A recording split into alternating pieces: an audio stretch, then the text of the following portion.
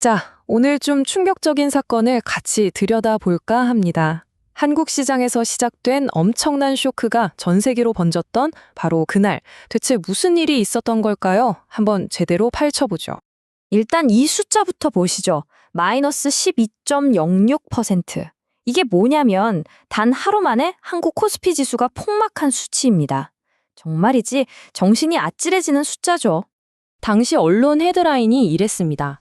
새파랗게 질린 한국 증시. 사람이 너무 놀라면 얼굴이 하얗게 질리잖아요.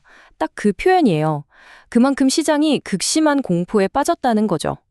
방금 보신 그 차가운 숫자에 감정을 불어넣는 아주 강력한 한 문장입니다. 이게 뭐 특정 주식 하나, 특정 분야 하나의 문제가 아니었어요. 여기 보세요. 전기전자, 운수장비, 금융, 그냥 모든 업종이 두 자릿수 넘게 곤두박질했습니다. 시장 전체가 그야말로 피바자가 된 거죠. 말 그대로 속절없이 무너진 겁니다. 이 폭락이 어느 정도였냐면요. 2001년 9.11 테러 이후 하루 하락폭으로는 가장 컸다고 합니다. 그러니까 우리가 지금 목격하고 있는 이 사건이 그냥 단순한 하락이 아니라 역사에 기록될 만한 금융 충격이라는 뜻입니다. 자, 그럼 이 거대한 금융 지진은 대체 어디서부터 시작된 걸까요? 그 방아쇠를 당긴 건 과연 무엇이었을지 지금부터 그 근본적인 원인을 한번 추적해 보겠습니다. 이 모든 사태의 핵심 키워드는 바로 이겁니다. 지정학적 리스크. 말이 좀 어렵죠? 쉽게 말해서 나라 밖에서 특히 국가 간의 어떤 갈등이나 분쟁이 터졌을 때 그 불똥이 우리 경제나 주식시장으로 튀는 걸 말해요. 이번 폭락이 바로 이 지정학적 리스크의 아주 교과서적인 사례라고 할 수 있습니다. 그럼 그 리스크가 구체적으로 뭐였냐? 바로 중동이었어요.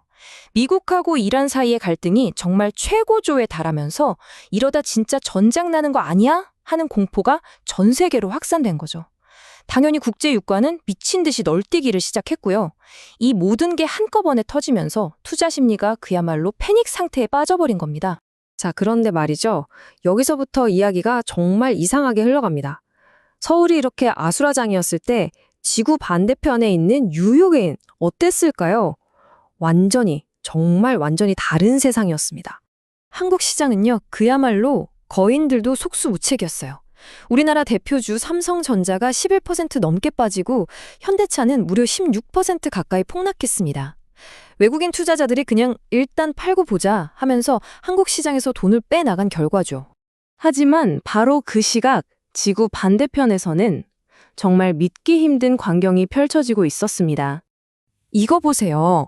S&P 500, 나스닥, 다우존스 전부 0.00% 변동 없음. 한국 증시가 역사상 최악의 하루를 보내는 동안 미국 증시는 말 그대로 아무 일도 없었다는 듯 정말 고요했던 겁니다. 이상하지 않나요?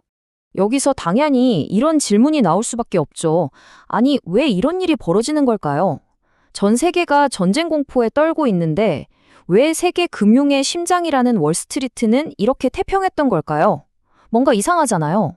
이 미스터리를 풀려면요, 우리가 맨날 보는 주가지수 너머를 봐야 합니다. 돈의 진짜 흐름을 쫓아가야 돼요. 그 흐름이 어디에 있냐? 바로 FICC 시장. 채권, 외환, 그리고 원자재 시장에 그 답이 숨어 있습니다. 첫 번째 단서는 바로 원자재 시장입니다. 국제 유가가 2달러 넘게 급등하고 대표적인 안전자산인 금값도 18달러나 올랐죠. 이건 아주 명백한 신호예요.